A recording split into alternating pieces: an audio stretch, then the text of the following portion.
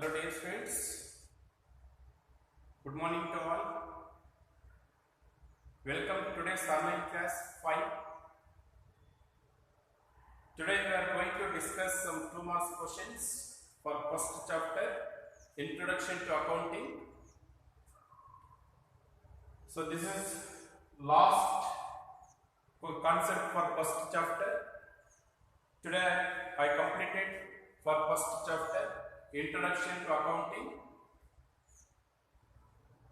In previous classes, we discussed meaning, definition, branches,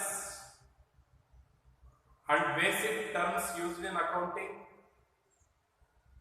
So we discussed previous classes like that. Today, accounting as a source of information commit. So this question asked on the basis of 2 marks. So notice students, accounting as a source of information commit anta keltane 2 marks ge accounting as a source of information commit anta 2 marks keltane. So ಇದನ್ನ ಜಾಸ್ತಿ ಕೇಳೋದ್ರ exam ಅಲ್ಲಿ ಒಂದು 5% ಕೇಳಬಹುದು ಇಲ್ಲ ಬಿಡಬಹುದು. But ಇಲ್ಲಿ ಏನಂತಂದ್ರೆ accounting information ಇದು ಒಂದು ಸೋರ್ಸ್ ಅಂತ ಹೇಳ್ತಾರೆ. Yes, it is one of the source of accounting information. Because ಯಾಕೆ ಇದನ್ನ ನಾವು ಒಂದು ಅಕೌಂಟಿಂಗ್ ಅಲ್ಲಿ ಒಂದು ಮೈನ್ ಸೋರ್ಸ್ ಅಂತ ಹೇಳ್ಬಿಡ್ತೀವಿ ಅಂತಂದ್ರೆ, accounting is a records all the systematic financial transactions. ಇದು ಲೆಕ್ಕಶ ಅಂದ್ರೆ ಎಲ್ಲಾ ಒಂದು ಲೆಕ್ಕಪತ್ರಗಳ ವಿವರಗಳನ್ನ ಏನ್ ಮಾಡುತ್ತೆ, ಇದು ಸಿಸ್ಟಮ್ಯಾಟಿಕ್ ಆಗಿ ರೆಕಾರ್ಡ್ ಮಾಡ್ತಾ ಹೋಗ್ತಾ ಇರುತ್ತೆ. ಆದ್ರಿಂದ ಇದು ಒಂದು ಲೆಕ್ಕಪತ್ರದಲ್ಲಿ ಉತ್ತಮವಾದಂತಹ ಒಂದು ಸೋರ್ಸ್ ಅಂತ ಹೇಳ್ಬಿಟ್ಟು ಕರಿತೀವಿ. ಸೊ ಇಲ್ಲಿ ಅಕೌಂಟಿಂಗ್ ಏನೇನು ಫೈನಾನ್ಸಿಯಲ್ ಟ್ರಾನ್ಸಾಕ್ಷನ್ಸ್ ಅನ್ನ ರೆಕಾರ್ಡ್ ಮಾಡುತ್ತೆ ಅಂತಂದ್ರೆ, example, recording the business transactions, analyzing the business transactions, classifying the business transaction, interpreting the business transaction, and communicating the business transactions. So these all the transactions is recorded in systematic manner. ಯಾವುದೇ ಒಂದು accounts ಅಲ್ಲಿ ಈ ಎಲ್ಲಾ ಒಂದು components ಏನೇನು ನಮಗೆ ಈ functions ಬರುತ್ತೆ, ಈ ಎಲ್ಲಾ ಫಂಕ್ಷನ್ಸ್ ಅನ್ನ ಏನ್ ಮಾಡುತ್ತೆ, ಒಂದು ಸಿಸ್ಟಮ್ಯಾಟಿಕ್ ಆಗಿ ಒಂದು ಆರ್ಡರ್ ಆಗಿ ಇದು ರೆಕಾರ್ಡ್ ಮಾಡ್ತಾ ಹೋಗ್ತಾ ಇರುತ್ತೆ.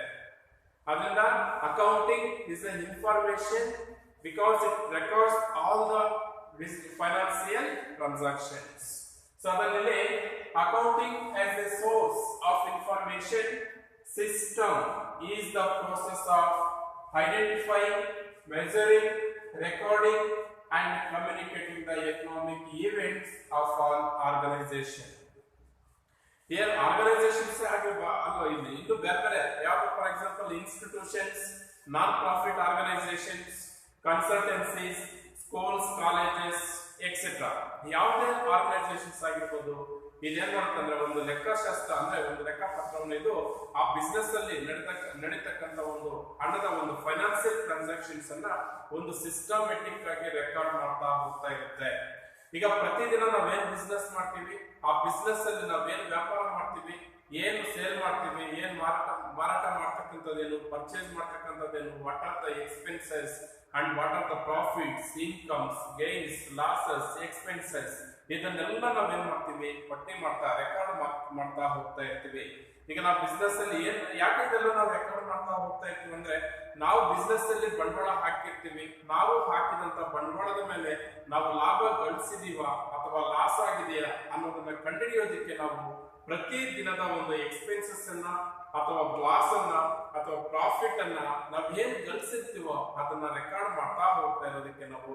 ಸೊ ಇದು accounting as a source of information. So it is one of the main source of accounting information because it's record all the financial transactions in a systematic manner.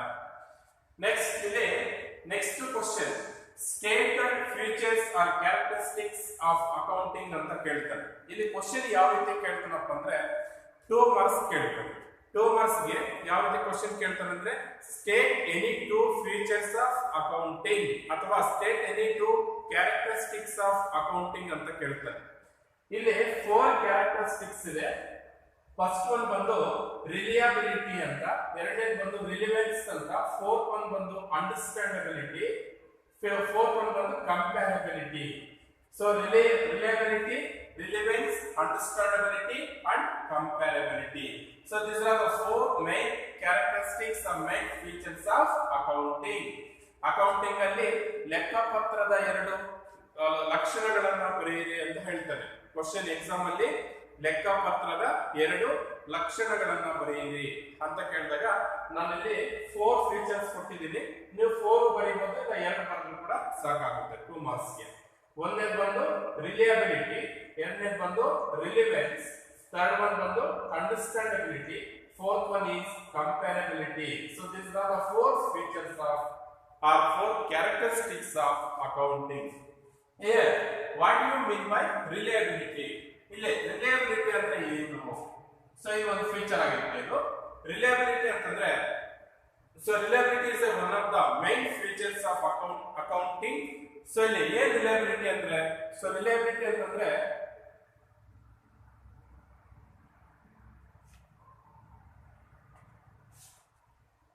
what do you mean by reliability? So reliability means the users must be able to depend on the information. The users must be reliable to depend on the information. ಇಲ್ಲಿ reliability ಅಂತಂದ್ರೆ ಈಗ ನಾವು ಯಾವುದೋ ಒಂದು business ಮಾಡಿರ್ತೀವಿ, ಆ business ಅಲ್ಲಿ ಒಬ್ಬ ಓನರ್ ಅಂತಕ್ಕಂಥವ್ರು ಒಬ್ರು ಇರ್ತಾರೆ. ಅವರು ಏನ್ ಮಾಹಿತಿಯನ್ನ ಕೊಡ್ತಾರೋ ಅವ್ರ ಕೊಟ್ಟಂತಹ ಮಾಹಿತಿಯನ್ನ ಪರವಾಗಿ ನಾವೇನ್ ಮಾಡ್ಬೇಕು, ಕೆಲಸವನ್ನ ನಿರ್ವಹಿಸ್ತಕ್ಕಂಥದ್ದು, ಅಥವಾ ಅವ್ರು ಏನ್ ಹೇಳಿರ್ತಾರೋ ಅದರ ಪ್ರಕಾರವಾಗಿ ನಾವು ನಡೆದುಕೊಳ್ತಕ್ಕಂಥದ್ದು. ಒಂದು information it is a depending upon information users. ನಾವ್ ಏನ್ ಇನ್ಫಾರ್ಮೇಶನ್ ತಗೊಳ್ತೀವಿ ಆ ಇನ್ಫಾರ್ಮೇಶನ್ ಮೇಲೆ ನಾವು ಕೆಲಸವನ್ನ ನಿರ್ವಹಿಸ್ತಕ್ಕಂಥದ್ದು reliability. Next what is relevance? Relevance ಅಂತಂದ್ರೆ it is information taken out by internal or external users. ಈಗ ಇನ್ಫಾರ್ಮೇಶನ್ ಇಲ್ಲಿ ರಿಲಿವೆನ್ಸ್ ಅಲ್ಲಿ ಆಲ್ರೆಡಿ ಇನ್ಫಾರ್ಮೇಶನ್ ಕೊಟ್ಟಿರ್ತಾರೆ. ಇನ್ಫಾರ್ಮೇಶನ್ ಕೊಟ್ಟಿರೋದನ್ನ ನಾವೇನ್ ಮಾಡ್ತೀವಿ, ಅದನ್ನ ಕೊಟ್ಟಿದ್ದಾರೆ. ಅವ್ರು ಏನ್ ಇನ್ಫಾರ್ಮೇಶನ್ ಕೊಟ್ಟಿರ್ತಾರೋ ಇದ್ರಲ್ಲಂತಂದ್ರೆ ಕೊಡ್ತಾ ಇರ್ತಕ್ಕಂಥದ್ದು. ಇನ್ನು ಇನ್ಫಾರ್ಮೇಶನ್ ಕೊಟ್ಟಿರೋದಿಲ್ಲ, ಮಾಹಿತಿ ಕೊಟ್ಟಿರೋದಿಲ್ಲ. ಮಾಹಿತಿ ತಗೊಂಡಿದ್ ಆದ್ಮೇಲೆ ಕಾರ್ಯವನ್ನು ನಿರ್ವಹಿಸೋದಕ್ಕೆ ನಾವು ರಿಲಯಬಿಲಿಟಿ ಅಂತ ಹೇಳ್ಬಿಟ್ಟು ಕರಿತೀವಿ. ಬಟ್ ಇಲ್ಲಿ ರಿಲಿವೆನ್ಸ್ ಅಲ್ಲಿ ಇಲ್ಲಿ ಮಾಹಿತಿ ಆಲ್ರೆಡಿ ಕೊಟ್ಬಿಟ್ಟಿದೀವಿ, ಅದ್ರ ಮೇಲೆ ಏನೋ ಕೆಲಸ ಮಾಡ್ತಾ ಇದಾರೆ. ಅದರಿಂದ ನಮ್ಗೆ ಪ್ರಿಡಿಕ್ಷನ್ಸ್ ಅಂಡ್ ಫೀಡ್ಬ್ಯಾಕ್ ಅಂತ ಹೇಳ್ತೀವಿ. ಇಲ್ಲಿ predictions and feedback. Predictions and feedback ಇಲ್ಲಿ ನಮ್ಗೆ ಏನ್ ಕನ್ಸಿಡರ್ ಆಗುತ್ತೆ ಅಂದ್ರೆ, ರಿಲಿವೆನ್ಸ್ ಅಲ್ಲಿ ನಾವು ಏನ್ ಇನ್ಫಾರ್ಮೇಶನ್ ನಾವು ತಗೊಂಡಿದ್ವಿ ಅಥವಾ ನಮ್ಗೆ ಏನ್ ಅಲರ್ಟ್ ಮಾಡಿದ್ವಿ ಆ ವರ್ಕ್ ಮೇಲೆ ನಾವೇನ್ ಮಾಡ್ತೀವಿ, ಪ್ರಿಡಿಕ್ಷನ್ಸ್ ಅಂಡ್ ಫೀಡ್ಬ್ಯಾಕ್ ಅಂತಕ್ಕಂಥದ್ದು ತಿಳಿಸ್ಕೊಡ್ತೀವಿ ರಿಲಿವೆನ್ಸ್ ಅಲ್ಲಿ. ಮತ್ತೆ ಅಂಡರ್ಸ್ಟ್ಯಾಂಡಬಿಲಿಟಿ ಇದರಲ್ಲಿ ಇಂಟರ್ನಲ್ ಯೂಸರ್ಸ್ ಆಗಿರ್ಬೋದು ಅಥವಾ ಎಕ್ಸ್ಟರ್ನಲ್ ಯೂಸರ್ಸ್ ಆಗಿರ್ಬೋದು, ಅವ್ರು ಕೊಟ್ಟಂತ ಮಾಹಿತಿ ಮೇಲೆ ಒಂದು ಅಂಡರ್ಸ್ಟ್ಯಾಂಡಿಂಗ್ ಇರಬೇಕು. ಈಗ ಒಂದು ಇನ್ಸ್ಟಿಟ್ಯೂಟ್ ಅಲ್ಲಿ ಒಂದು ಅಂಡರ್ಸ್ಟ್ಯಾಂಡಿಂಗ್ ಇಲ್ಲ ಅಂತಂದ್ರೆ ನಾವು ಯಾವ ಕಾರ್ಯವನ್ನು ನೆರವೇರಿಸಲಿಕ್ಕೆ ಆಗೋದಿಲ್ಲ. ಫಾರ್ ಎಕ್ಸಾಂಪಲ್ ಇಲ್ಲಿ ಈಗ 10 ಜನ ಇರ್ತಾರೆ ಅನ್ಕೊಳ್ಳಿ. 10 ಜನರಲ್ಲಿ ಒಂದು 5 ಮೆಂಬರ್ಸ್ ಪರ್ಫೆಕ್ಟ್ ಆಗಿ ಕೆಲಸ ಮಾಡ್ತಾರೆ, ಇನ್ನೊಂದು 5 ಮೆಂಬರ್ಸ್ ಸರಿಯಾಗಿ ಕೆಲಸ ಮಾಡೋದಿಲ್ಲ. ಅವಾಗ ಇದು ಒಂದು ಅಂಡರ್ಸ್ಟ್ಯಾಂಡಿಂಗ್ ಇರೋದಿಲ್ಲ. ಇಲ್ಲಿ ಏನಾಗುತ್ತಂದ್ರೆ 10 ಜನ ಸೇರಿ ಒಂದು ಒಟ್ಟುಗೂಡಿ ಕಾರ್ಯ ನಿರ್ವಹಿಸಿದಾಗ ಅದು ಒಂದು ಅಂಡರ್ಸ್ಟ್ಯಾಂಡಬಿಲಿಟಿ ಆಗಿ ಕಾರ್ಯನಿರ್ವಹಿಸ್ತಕ್ಕಂಥದ್ದು. Next ಕಂಪ್ಯಾರಬಿಲಿಟಿ. So comparability is also one of the most important characteristics of accounting. So comparability it is compared to comparisons. ಅಂದ್ರೆ ಇದರಲ್ಲಿ ಯಾವುದೇ ರೀತಿಯಾದಂತ ವೇರಿಯೇಷನ್ಸ್ ಅಥವಾ ಡಿಫರೆನ್ಸ್ ಅಥವಾ ವ್ಯತ್ಯಾಸಗಳನ್ನ ಪಟ್ಟಿ ಮಾಡೋದಕ್ಕೆ ನಾವು ಕಂಪ್ಯಾರಬಿಲಿಟಿ ಅಂತ ಹೇಳ್ಬಿಟ್ಟು ಕರಿತೀವಿ. ನಿಮ್ಗೆ ಇದು 2 ಮಾರ್ಕ್ಸ್ ಕೇಳ್ತಾರೆ. State any 2 features or characteristics of accounting. 2 marks question. ನೀವು ಇದರಲ್ಲಿ ಯಾವ್ದಾದ್ರು ಒಂದು 2-3 ಬರೆಯಿರಿ. ಒಂದು reliability, relevance, understandability and comparability. So these are the 4 features of accounting. Next question. State the objectives of accounting. ಲೆಕ್ಕಪತ್ರದ ಉದ್ದೇಶಗಳು ಯಾವುವು? ಸೊ ಕ್ವಶನ್ ಯಾವ ತರ ಬರ್ತಪ್ಪ ಅಂದ್ರೆ state any two objectives of accounting ಅಂತ ಕ್ವಶನ್ ಕೇಳ್ತಾರೆ. ಕನ್ನಡದಲ್ಲಿ ಲೆಕ್ಕಪತ್ರದ ಯಾವ್ದಾದ್ರು ಎರಡು ಉದ್ದೇಶಗಳನ್ನ ಬರೆಯಿರಿ ಅಂತ ಕೇಳಿದಾಗ ಇಲ್ಲಿ ನಾನು 4 ಆಬ್ಜೆಕ್ಟಿವ್ಸ್ ಕೊಟ್ಟಿದ್ದೀನಿ. ಫಸ್ಟ್ ಒನ್ ಬಂದು maintain records of business. Maintain records of business. See the board students, first objective is maintain records of business. ಇಲ್ಲಿ maintain records of business. ಈಗ ನಾವು ಯಾವುದೇ ಬಿಸ್ನೆಸ್ ಮಾಡಲಿ ಆ ಬಿಸ್ನೆಸ್ ಅಲ್ಲಿ ಎಲ್ಲ ಪ್ರತಿದಿನದ ಒಂದು ವ್ಯವಹಾರವನ್ನು ನಾವು ಸಿಸ್ಟಮೆಟಿಕ್ ಆಗಿ ರೆಕಾರ್ಡ್ ಮಾಡ್ಕೊಳ್ತಾ ಹೋಗ್ತಕ್ಕಂಥದ್ದು ಒಂದು ಉದ್ದೇಶ.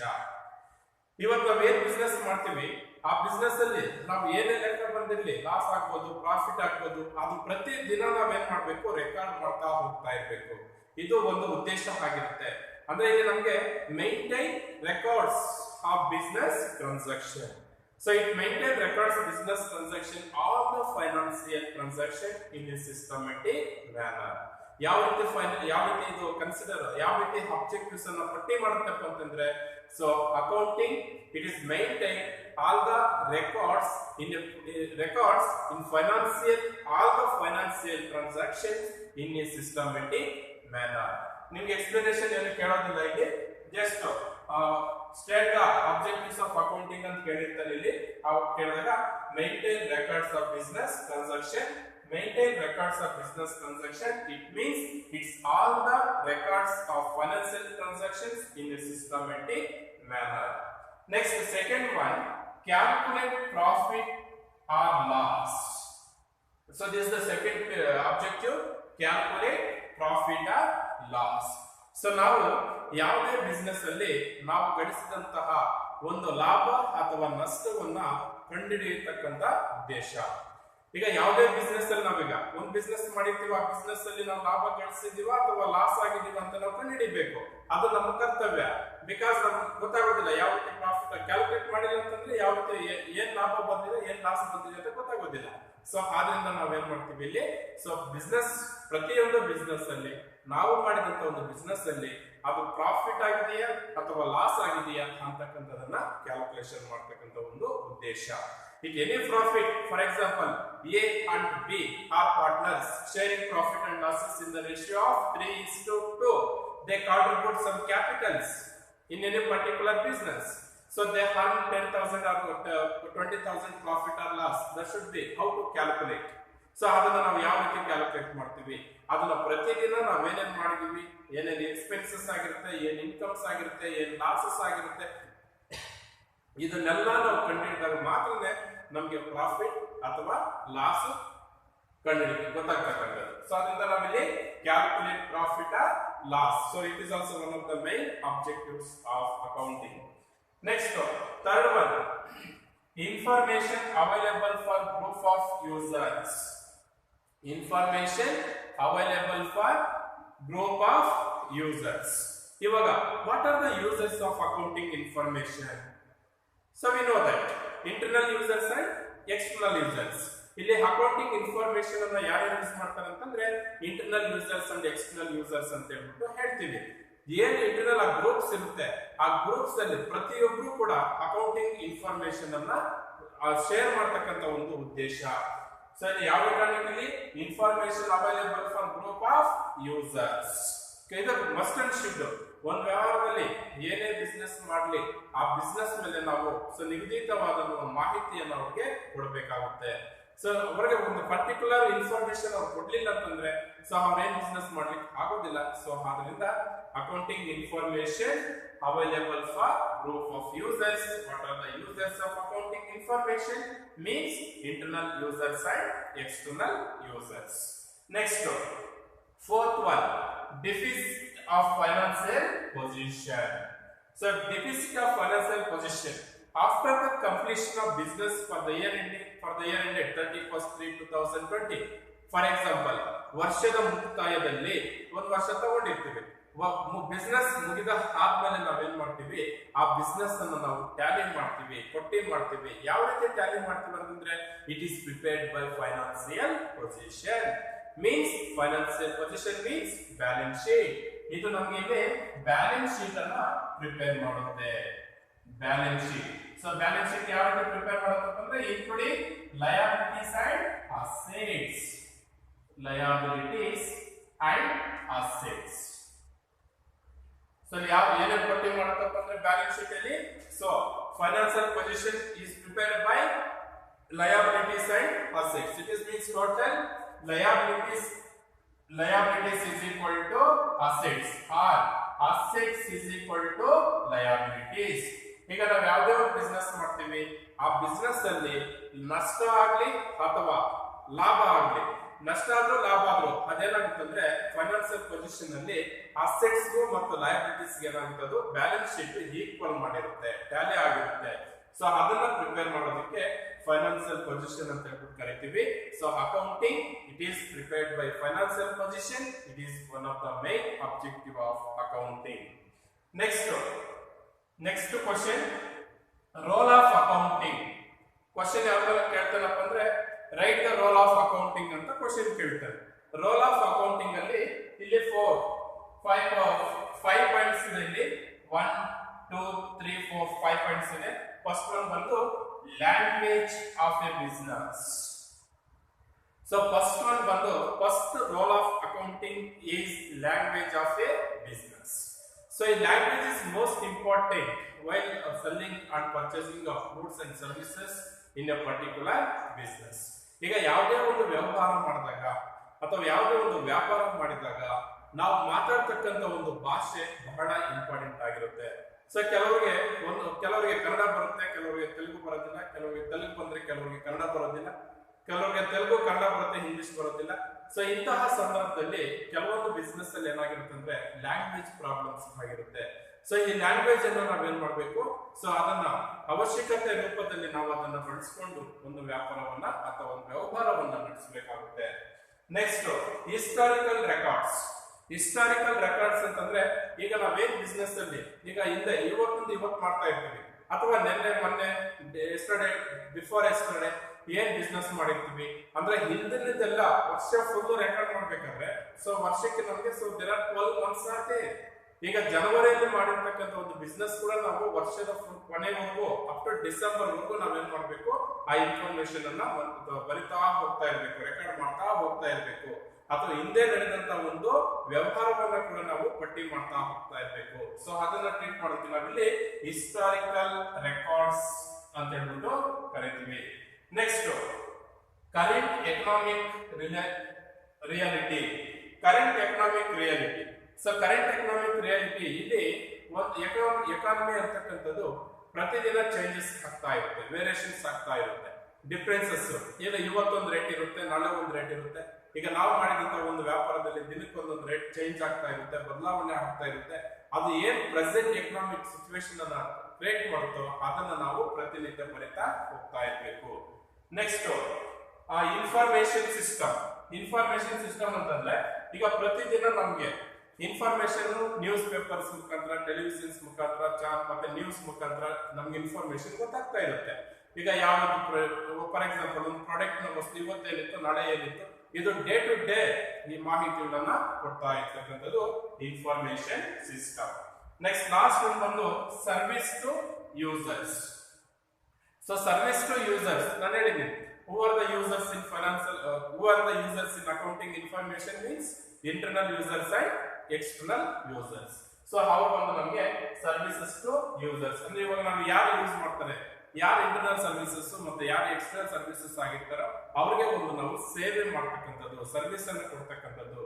ಆ ಸರ್ವಿಸಸ್ ಮುಖಾಂತರ ನಾವು ಸೊ ಹೆಚ್ಚು ಅಂದ್ರೆ ನಾವು ಯಾವ ರೀತಿ ಸರ್ವಿಸ್ ಮಾಡಿರ್ತೀವೋ ಆ ರೀತಿ ನಮಗೆ ಬಿಸ್ನೆಸ್ ಅನ್ನು ನಾವು ಡೆವಲಪ್ ಮಾಡಬಹುದು. ಸೊ ಅದರಿಂದ services to users it is also one of the role of accounting. ಇಲ್ಲಿ ನೋಡಿ ಡಿಯರ್ ಫ್ರೆಂಡ್ಸ್, ಇಲ್ಲಿ ಒಟ್ಟು 4 ಕ್ವಶನ್ಸ್ ಇದೆ. ಒಂದು accounting as a source of information commit ಅಂತ ಕೇಳಿರ್ತಾರೆ. ಮತ್ತೆ ಎರಡನೇ question state of features or characteristics of accounting ಅಂತ 2 ಮಾರ್ಕ್ಸ್ ಕೇಳಿರ್ತಾರೆ. ಮತ್ತೆ state of objectives of accounting ಇದು ನಿಮಗೆ 2 ಮಾರ್ಕ್ಸ್ ಕೇಳಿರ್ತಾರೆ. ಮತ್ತೆ what is the role of accounting ಇದು ನಿಮಗೆ 2 ಮಾರ್ಕ್ಸ್ ಕೇಳಿರ್ತಾರೆ. ಒಂದು ವೇಳೆ ನಿಮಗೆ 5 ಮಾರ್ಕ್ಸ್ ಏನಾದ್ರು ಕೇಳಿದ್ರೆ explain the objectives of accounting ಅಂತ ಕೇಳೋ ಚಾನ್ಸಸ್ ಇರುತ್ತೆ. ಸೊ ಇದು ನಾನು ನಿಮಗೆ ಕಂಪ್ಲೀಟ್ ನೋಟ್ಸ್ ಅನ್ನು ನಿಮಗೆ ಗ್ರೂಪ್ ಅಲ್ಲಿ ಹಾಕಿರ್ತೀನಿ. ಇಲ್ಲಿಗೆ ನಿಮಗೆ ಫಸ್ಟ್ ಚಾಪ್ಟರ್ ಇಲ್ಲಿಗೆ ಕಂಪ್ಲೀಟ್ ಆಗುತ್ತೆ. ಈ ಚಾಪ್ಟರ್ ಕಂಪ್ಲೀಟ್ ಆದ್ಮೇಲೆ ಈಗ ಫಸ್ಟ್ ನಾವೇನೇನು ಡಿಸ್ಕಷನ್ ಮಾಡಿದೀವಿ, ಕ್ಲಾಸ್ 1, 2, 3, 4, 5 ಈ ಕ್ಲಾಸ್ ಅಲ್ಲಿ ನಾವೇನ್ ಡಿಸ್ಕಷನ್ ಮಾಡಿದೀವಿ ಇಷ್ಟು ನಮ್ಗೆ ಫಸ್ಟ್ ಚಾಪ್ಟರ್ ಸಿಲೆಬಸ್ ಆಗಿರುತ್ತೆ. ಇದನ್ನ ನೀವು ಇವತ್ತು ನಿಮ್ಗೆ ಇವತ್ತೇನ್ ಬರೋದು ಗುರುವಾರ ಥರ್ಸ್ಡೇ, ಇವತ್ತು ಫ್ರೈಡೆ, ಸಾಟರ್ಡೆ ನೀಟಾಗಿ ಓದ್ಕೊಳ್ಳಿ. ಇದು ನಾನು ನಿಮ್ಗೆ ಬುಧವಾರ ಟೆಸ್ಟ್ ಕೊಡ್ತೀನಿ. ನೆಕ್ಸ್ಟ್ ವೀಕ್ ಬುಧವಾರ ನಿಮ್ಗೆ ಫಸ್ಟ್ ಚಾಪ್ಟರ್ ಟೆಸ್ಟ್ ಕೊಡ್ತೀನಿ. ಸೊ ಟೆಸ್ಟ್ ಆದ್ಮೇಲೆ ನೆಕ್ಸ್ಟ್ ಥರ್ಸ್ಡೇ ಅಥವಾ ಫ್ರೈಡೆ ನಾನು ಡೇಟ್ ಹೇಳಿರ್ತೀನಿ. ಆ ಡೇಟ್ ಅಲ್ಲಿ ನಿಮ್ಮ ಪೇರೆಂಟ್ಸ್ ಮುಖಾಂತರ ಆ ಟೆಸ್ಟ್ ಪೇಪರ್ ಕೊಟ್ಟಿರ್ತೀನಿ, ನಾನು ಯೂಟ್ಯೂಬ್ ಗ್ರೂಪ್ ಅಲ್ಲಿ ಹಾಕಿರ್ತೀನಿ. ಅದಕ್ಕೆ ಆನ್ಸರ್ ಮಾಡಿ ಆನ್ಸರ್ ಪೇಪರ್ಸ್ ಅನ್ನು ನಿಮ್ಮ ಪೇರೆಂಟ್ಸ್ ಕಡೆಯಿಂದ ನಮಗೆ ಕಾಲೇಜ್ಗೆ ತರಿಸ್ಕೊಡ್ಬೇಕು. Okay, thank you friends.